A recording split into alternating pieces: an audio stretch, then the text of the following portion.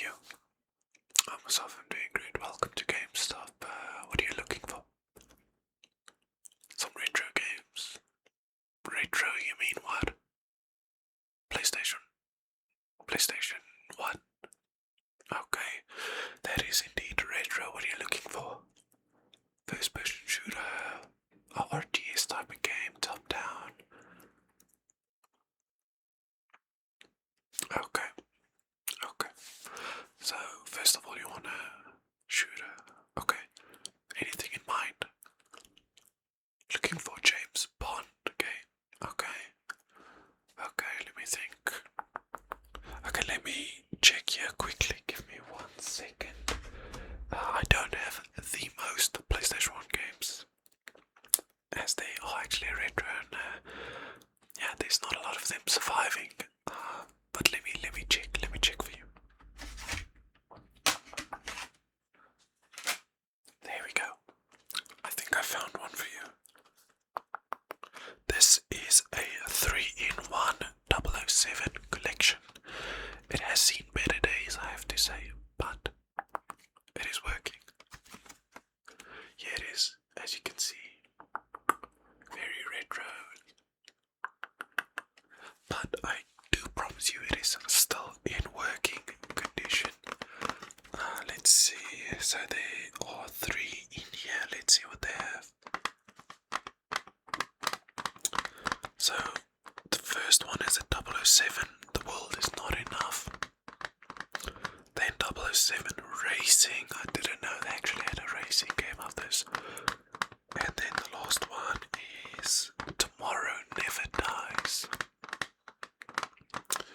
All of them sound pretty cool.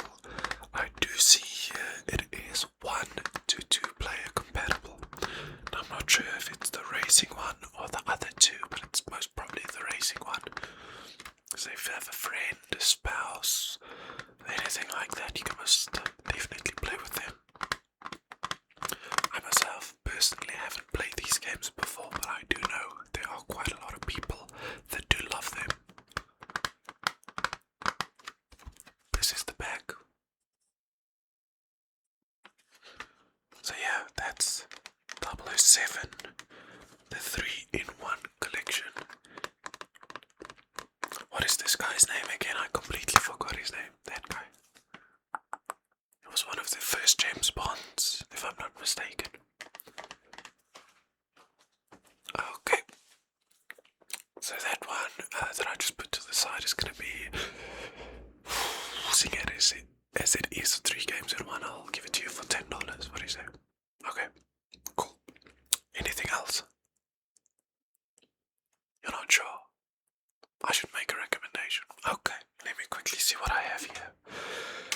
So, that's not gonna work. Well, I do have one game which is a classic. Now, I can't remember if this is the first, second, or third one in the franchise, but I do remember this is a good one. I really did enjoy it. I also saw they did release a remastered remake of these games. So this one is Spyro, the Year of the Dragon. Year of the Dragon. Now, I personally have played it, and I have to say I've put quite a few hours into it. It is an extremely fun game. You've never played it before? Oh, just believe me, it's amazing. Unfortunately, there's no multiplayer. Obviously, it's a PlayStation 1, and there's no local multiplayer as well. It's only single-player story mode. Let me give you a quick synopsis. So, packed with puzzles and enchanting adventures, collect treasures, recover stolen family jewels, and discover hidden regions. Dragons come to life with hints as you free them from their spells. Enemies run and hide, hit each other, fire cannons, throw snowballs, and even moon you. I'm not sure what that means. Take full flight in secret treasure rounds, shoot down planes, fly through rings, and archers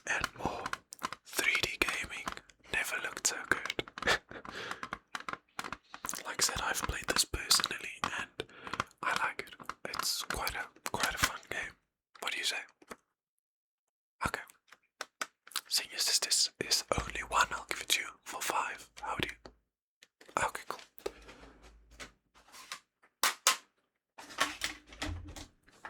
Anything else you're looking for? Okay, now I understand. Magic for the PlayStation 1 I think is quite hard. I don't really know about a lot. But there is obviously Harry Potter. Have you played a Harry Potter game before? If not, oh, I have the perfect one right here for you. So here I have Harry Potter and the Chamber of Secrets. This is a very, very, very fun game. I can't remember if this is the one where you go against, you collect chocolate frogs or not. I can't entirely remember, but I do remember this one fun game. I put even more hours into this as I did into that Spyro. The graphics for the time, I have to say, also look quite good. Let's see. Be Harry Potter in a new adventure with more magic, friendship and danger. Learn new spells, undertake new quests, make new friends and challenge new adversaries to confront the power at the heart of the Chamber of Secrets. Do you dare take the chance that you might face you know who again? Harry's second year at Hogwarts begins November 2002. That's quite a while ago. And I see it as 1 to 2 players, so I'm not sure how that is going to work. I've never played it actually. Multiplayer, 2-player. But I do believe it should be fun. If it's fun alone, then it's definitely fun with somebody. So what do you say? Okay, I'll give you this one as well, just for a 5. Okay, cool.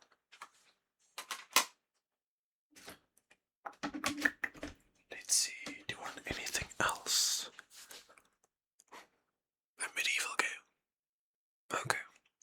With knights and more magic and okay. Funny enough that you say that, I actually have the perfect game for you. And that will be, I'm not sure if it's medieval or medieval. A lot of people saying medieval. Probably because there's a capital there and a capital there, so it's medieval. So, as far as I know, I've never actually played this one. Is you play obviously as this skeleton knight. Okay, wait, let me read the synopsis, then we'll learn together. Lost to the winds of time and the history of Calomia, a land where magic has overtaken science, and one sorcerer, the tormented Zarok, has harnessed its dark powers.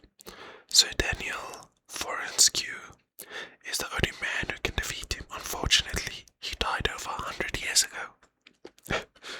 Awakened as a skeletal knight, Sir Dan must amass an arsenal of weapons to use against the Twisted Wizard, featuring awesome lighting effects, unique characters, and humorous, enthralling story in an action-packed RPG-style adventure.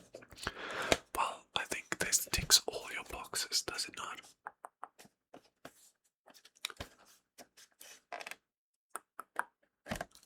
I think you'll enjoy them. That one, also a 5. What do you say? Splendid, splendid, splendid.